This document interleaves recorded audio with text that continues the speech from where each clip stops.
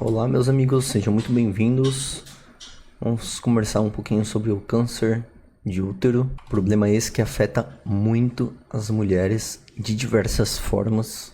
E também é conhecido como câncer cervical, colo cervical, e é uma das principais causas de morte por câncer entre as mulheres, especialmente em países em desenvolvimento, e a detecção precoce e o tratamento adequado podem reduzir significativamente a mortalidade associada a essa doença. Quero dizer também, depois do marco do rastreamento, aumentou em muito os cuidados e a necessidade e vontade das mulheres em querer se cuidar e procurar muito mais os locais de saúde do que os homens. Então esse é um rastreamento que mudou muito em muitos aspectos a saúde das mulheres. Bom, se você não é inscrito, por favor, se inscreva, não deixe de dar seu like aqui ao canal, compartilhe esse vídeo com todos aí à sua volta e, bem, sempre deixo as referências do que vamos conversar ali. Esse daqui é 2012, mas terão mais novos. Aqui o mais novo de 2018. Deixa eu já fechar esse aqui. EICOG, FIGO, aqui é americana, né? Aqui é internacional. Ministério da Saúde, FEBRASGO, né? Que é a Federação Brasileira de Ginecologia e Obstetrícia. Lancet, BMJ, Sept. E tá aqui outro da Nature, no caso. Bem, tem outros tipos causais assim, né, para o câncer de colo de útero, mas um dos principais é o HPV em si. Bom, dessa forma ele é causado principalmente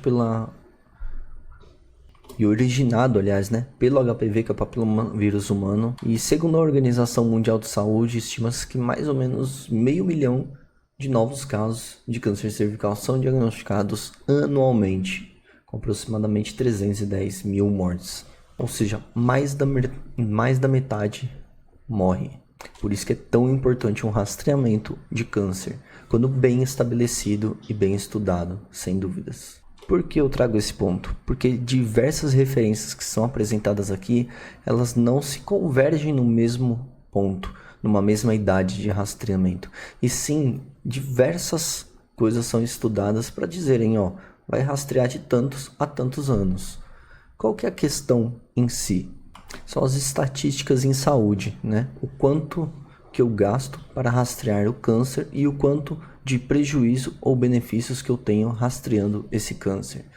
É o mesmo embate que teremos futuramente ali quando discutiremos o câncer de próstata e o seu rastreamento, que muitas referências não preconizam o rastreamento de câncer de próstata, mas aqui falaremos do câncer de colo de útero. Então, vamos lá. Bom, câncer de colo de útero em si, ele afeta exatamente essa região aqui do colo uterino, né, que é essa região aqui toda. O útero aqui, então, tem a cervice também, né, que é essa região aqui. E esse aqui é a vagina. E no caso, gente, olha o que eu quero mostrar para vocês, ó. Só para vocês terem uma ideia, não existe só câncer de colo de útero, tá bom? Então existe câncer de vulva, de vagina, de cervice, de corpo, de ovário, etc e tal. Então por isso que é muito importante o exame físico por sua ginecologista, por seu ginecologista, pelo médico que lhe acompanha. Por quê? O rastreamento pelo Papai Nicolau, poxa, sem dúvidas ele é muito importante, com certeza. Mas o exame físico para detectar lesões na vulva, na mulher, na região da vagina, lesões, são muito importantes também. Tão importantes quanto o rastreamento pelo Papai Nicolau. Sendo assim,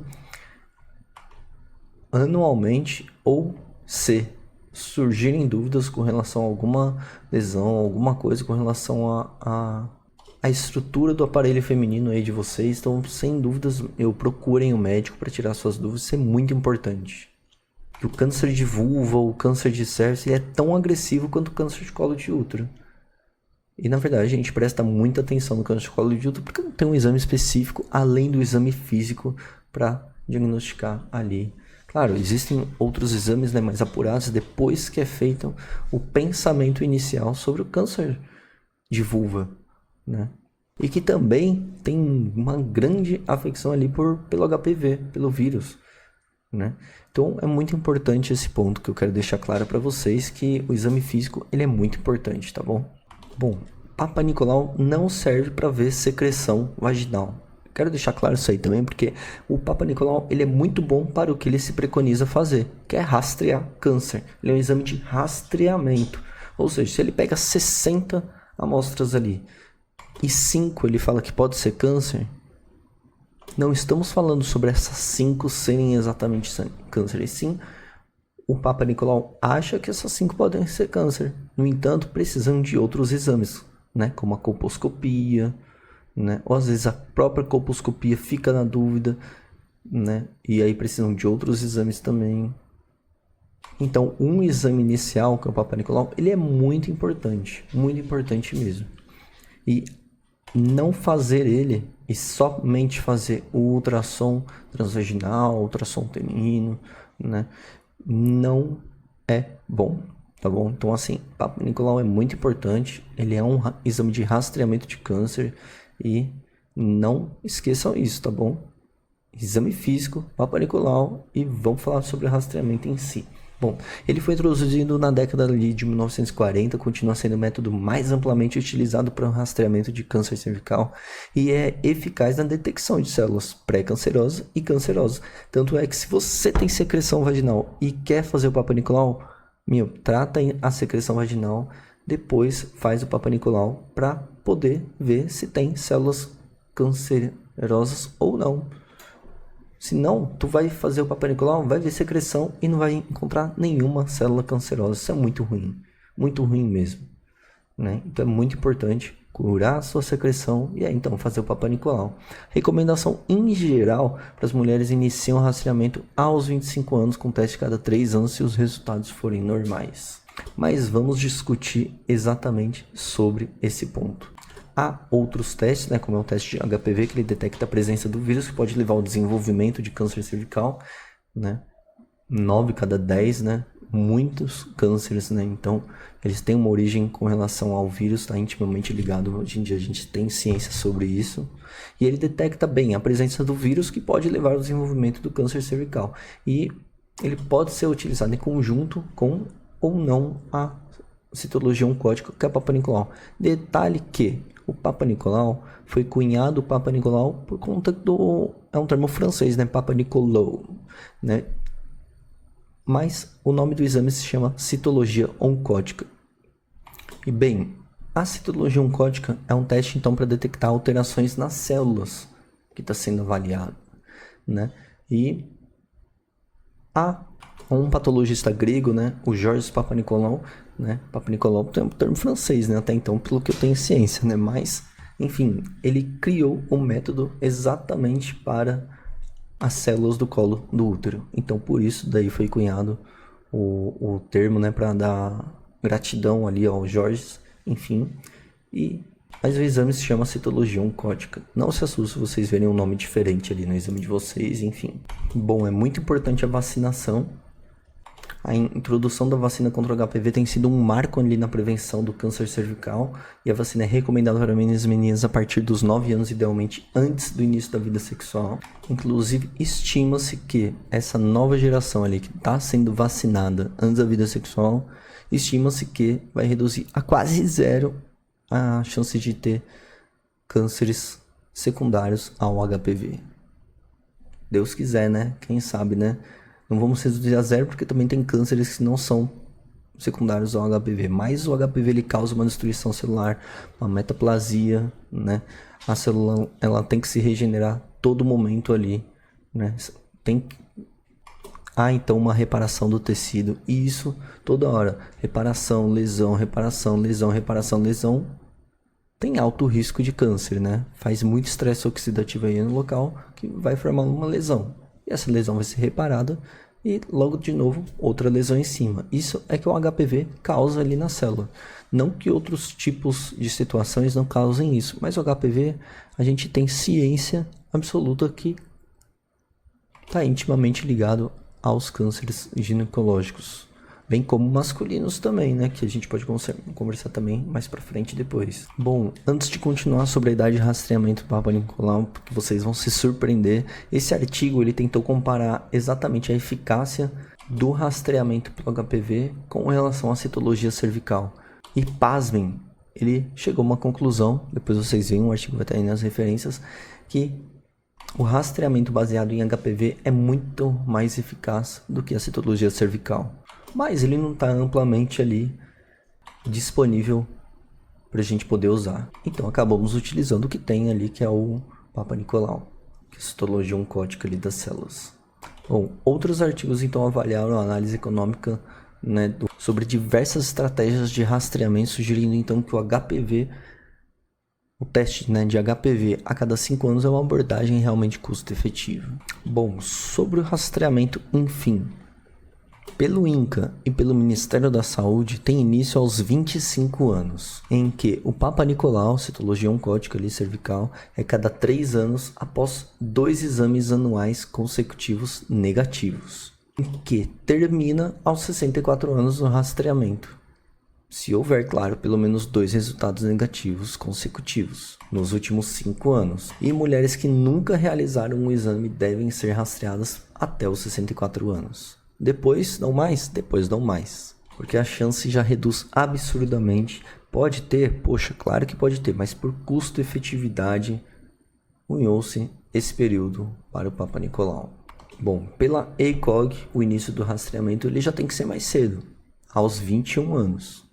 Em que dos 21 aos 29, olha que situação, citologia oncótica cada 3 anos, dos 30 aos 65 anos, citologia oncótica cada 3 anos ou citologia oncótica mais teste de HPV a cada 5 anos ou somente o teste de HPV a cada 5 anos. Olha que rolo que a gente entra, né? Em que o fim do rastreamento ele se daria aos 65 anos se houver indício ou histórico de resultados negativos e ausência de fatores de risco que pudessem continuar o rastreamento. Ele já é bem diferente do Ministério da Saúde do INCA, se vocês forem perceber. Eu gosto de chamar essa como a força de tarefa americana, né? Mas a US Preventive Service, ela faz exatamente a avaliação e análise, né, de todos os exames que são de rastreamento, preventivos, doenças crônicas e avalia a periodicidade de segmento com exames, solicitações, etc, etc, etc. Início de medicação, o que muda, quando que muda. Então, assim, é uma força de tarefa americana que meio que otimiza e melhora o acompanhamento médico dos pacientes. Bom, o que ele fala? Ele fala praticamente a mesma coisa ali da ACOG. Não muda nada, não muda nada. Pela FIGO, que é a Federação Internacional de Ginecologia e Obstetrícia, fala a mesma coisa da ACOG e da US Task Force. Poxa, por que o Ministério da Saúde e o INCA estão dizendo coisas diferentes? Aí que chega outro BO, se liga. Bom, tá aqui mais ou menos para vocês um resuminho sobre, né, exatamente de tudo que eu acabei falando aí para vocês.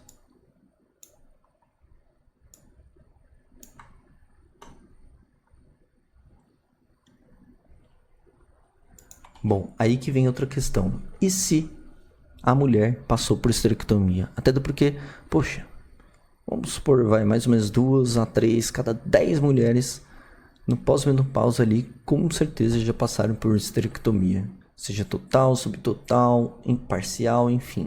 Bom, aí a gente vai avaliar as razões pela qual a esterectomia foi realizada. E se o colo do útero foi removido ou não. Bom, se foi uma esterectomia total, com remoção do colo do útero, frisando esse termo, né? Por condições benignas do bem que não envolvam cânceres, geralmente a recomendação do câncer não é necessário se a esterectomia foi realizada por condições benignas, como miomas, prolapsos, e não há histórico de câncer cervical ou lesões pré-cancerosas significativas, NIC2, 3 ou adenocarcinoma in situ. Agora, se tem qualquer uma dessas, sim, tem que rastrear. Com o Papa Nicolau? Com o Papa Nicolau. Tá service ali, poxa. Pois é, e se ocorreu, então, mas teve esterectomia total por câncer cervical, lesões pré-cancerosas significativas, qual que é a recomendação? Continua então o rastreamento com a citologia vaginal, que é o Papa Nicolau da cúpula vaginal. Claro, né, a critério médico, mas especialmente se houver histórico de neoplasia intraepitelial, né? NIC2, NIC3, câncer cervical. Isso são recomendações americanas e também da Federação Brasileira de Ginecologia e Obstetrícia. O Ministério da Saúde não diz nada sobre isso, só fala sobre aquilo lá que eu falei inicialmente. Agora vem as recomendações das sociedades, né? Esterectomia subtotal, preservação do colo.